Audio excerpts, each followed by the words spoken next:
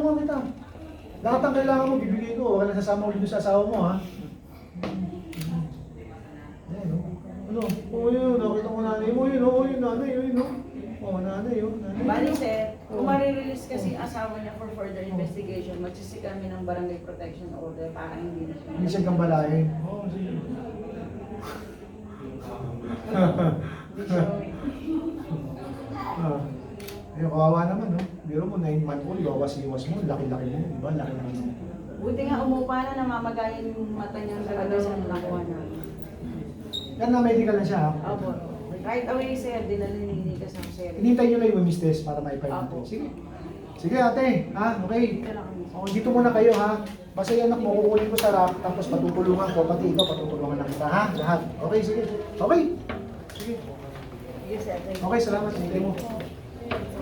Teka lang yung Tumama yung buhawi nung August 9, pasagsagan ng bagyo.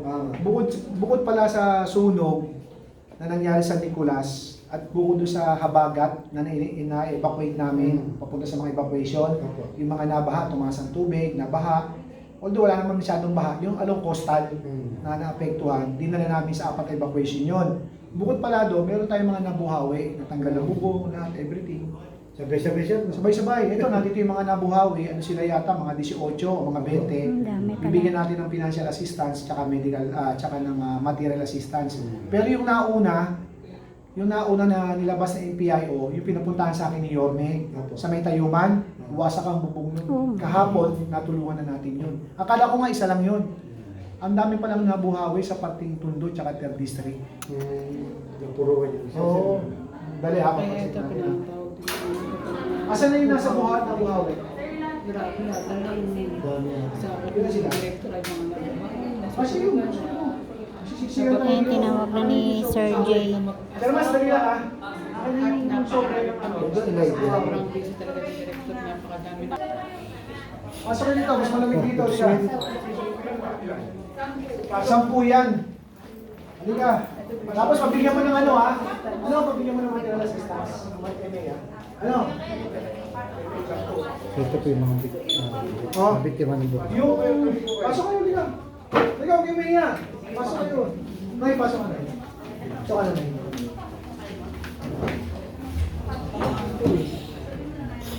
Halika, halika, dito kayo. Mia, welcome po. Halika, pasok kayo, halika, halika. Ito po yung mga biktima ng mga... Ayun yung mga ano, no? Ibig ko sabihin, di ba meron tayong bagyo? Noong August 9. Sabado pala bumabag niya, tapos August 9, di ba? Akala namin, may sunog kami sa San Nicolas noon. Tapos meron kami mga in-evacuate sa 4 evacuation. Baseco, yung Posing Tabing Dagat, tapos yung sa District 1 sa 101, sa may Anteg, sa Tabing Dagat din. Tapos sa Paco, sa ilalim ng estero, tumaas yung tubig. After pala, no, may mga tinamaan pa ng buhawi. Tinamaan kayo ng buhawi. O kaya, ang dami. Nagulat kami. After ng ano, may mga tinamaan ng buhawi. Ano tanda sa inyo? Bubong. Bubong. buong po namin. Buong bubong niya, tanggal lahat. Tanggal po. Sa mga kapitbahay, bumangka. Tumasak, di doble bubong ng kapitbahay niyo ngayon. Hindi. Ito, nung malaman ni Yorme yan, pinapunta ako ni Yorme sa Tayuman. Kasi yung tapat ng LTO doon, yung old house, talagang nilipad yung bubong. Kaya immediately, nung pinapunta ako ni Yorme, pinuntahan ko agad. Tapos yung tao, binigyan namin ng financial na tulong, kahit pa paano makatulong. No? Ngayon, ito, nung malaman ni Yorme na meron pa pala ibang nabuhawi, ang sabi sa akin ni Yorme, tulungan mo agad. Yan. Kaya ito, kahit pa paano, makatulong sa inyo. Tapos meron ako ibibigay pa sa inyo sa labas ng grocery, ha? Yan, bigay sa inyo ni Yorme yan. Pamahalang lungsod, ha? Kahit pa paano makatulong, no? Mula. Okay? Ako nasa likod. Mami, halika. Alam ko kasama Hindi kasi kanina po. eh. Sorry lang. Okay lang. Kasi ako naharangan ko po yung baby. Okay.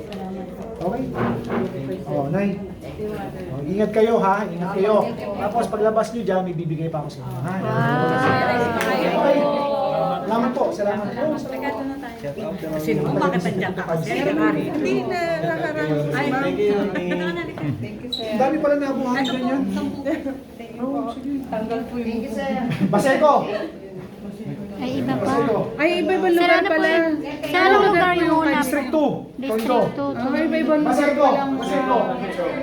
bibigyan ng ano to. Baseco. Kasi kanina nakita ko sa Baseco, Department of Social Welfare na Facebook na may nabigyan na rin nung una. Umaga yata yun. Tama siya, nabigyan na kayo ng umaga rin. Ito naman ngayong ano, 2 o'clock. Baseco! Second batch. Nay, hindi ka! Second batch to! Baseco! Ayan, second batch na. Yung sa District 1, sama mo na, isa 1. Ilan to? Ilan to? Shampoo yun sa Baseco. Siyam, siyam. Sa District 1, andyan na rin? Sama mo na. Nay, usad ka pa, Nay. Sige na, dito po. Sasayain si nanay. Sir, yung kanina, taga-sampo. Taga District 2. Oo, sa Tondo ito, Baseco. Kahapon yung pinuntahan namin, District 3 naman, sa Nay, Tayumas. ina, Nay. Nay na po. Nay na to? Kaya sa mga batang Maynila. Saan yung 1? Okay. Oo. Akala namin kasi ano lang eh. Di ba, bumagyo. Oo. Meron kami in-evacuate sa inyo kasi medyo tumaas yung sa Playa. After no, may sunod kami sa Nicolas. Akala namin yun lang. After nung bagyo, meron pala mga nabuhawi. Hindi naman ang bubong nyo? Opo. Ang tanggal sa inyo? Bubong. Sa amin po, bubong talaga total. Totaling bubong talaga. Yung ano ng ilaw. Nagbahay lang ito dito lang. Natumba yung ilaw doon. Kaya nung malaman ni Yorme, kasi nung ano, merong nag-ano kay Yorme, merong nag-chat na merong nabuhawi sa Tayuman. Ayun, pinuntahan ko agad yun. Ngayon, nung malaman ni Yorme, meron pa pala sa District 1, meron sa District 2, meron pa sa Baseco. O ito, agad, pinatulungan kayo ngayon, ha? Ngayon, may bibigay ako sa inyong konti, kahit pa paano, makatulong ko sa inyo, ha? O tapos paglabas nyo, bigyan ko pa kayo ng grocery, ha? Thank you po. Bakit? Ano yan? Bilisan nyo ni Yorme yan, tsaka na pamalang lungsod ng Manila, ha? Okay? Okay, sige po. Thank you, Mayor. District 1, no? Sir, ano masasabi niyo kay Yorme po? Maraming salamat, Mayor. Salamat sa inyo. Maraming salamat sa tulong. Ramdam niyo po ba na mabilis ang tulong? Opo. Nay, sige, ingat kayo, ha? Tapos paglabas nyo, ng grocery nyo, ha? Okay. Salamat, salamat. Isa. Ibinibigay.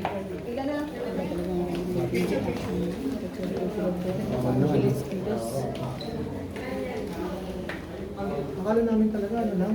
Kaya sunog kami sa Nicolas, 20 pamilya. Nung ninisolba namin kagad yung 20 pamilya, nandun ako kahapon, tinulong kagad namin. Tanong ko ako, akala ko yung pinapuntahan sa akin ni Yorme sa Tayuman, yun lang. Dami pa na nabuhawi. Sabay-sabay po siya. Oo. Eh malamang to, iba dumagsa pa rito eh. Pagkapanood ko to, sir. Oo. Eh, okay lang, tulungan natin. Mga nabuhawi. Tulungan natin. Bilis kilos ang gobyerno ng Maynila. Tapos, Jenna. Si Jenna. Salamat, Aisa. Yung district chief namin sa si Jenna. Si Jenna to. Ayun lang. Maraming salamat, ha. Thank you, sir. Sir, hingin ko lang mensahe mo sa Sige. ating mga kababayan po dito, mga batang Maynila. Oo. Sige. Mensahe niyo po. Nakita nyo naman yung mga tinulungan namin, yung mga nabuhawi, yung mga nabagyo, tinamaan ng ipo-ipo, tapos yung sunog sa San Nicolas. Kami naman dito sa Manila Department of Social Welfare, wala kaming pipiliin dito na tutulungan. Basta may sakuna, may problema, o anuman uri ng problema sa tao na nakakaapekto sa buhay niya o kabuhayan niya, ang Manila Department of Social Welfare, handa kaming tumulong. Kasi yun naman ang laging sinasabi ni Yorme. Dapat ang opisina namin nararamdaman ng tao at napapakinabangan ng tao. Sir, kung sakali may mga mangyari ulit na hindi natin nasa, sino talaga yung kukontakin yan sa inyong opisina? Meron kami mga tanggapan sa bawat distrito ng Manila Department of Social Welfare mula sa District 1 hanggang sa Baseco. Pwede silang pumunta ron, pero kung tingin nila, mas mabilis silang makakakuha ng tulong dito sa City Hall, pwede silang dumiretso rito sa opisina ko sa Room 106. Room 109, ground floor, Manila City Hall. Dito na sila pumunta at siguraduhin ko, lalabas sila dito, bit-bit nila yung tulong na kailangan nila. Yan. Yun. Thank you, sir. Okay? Action.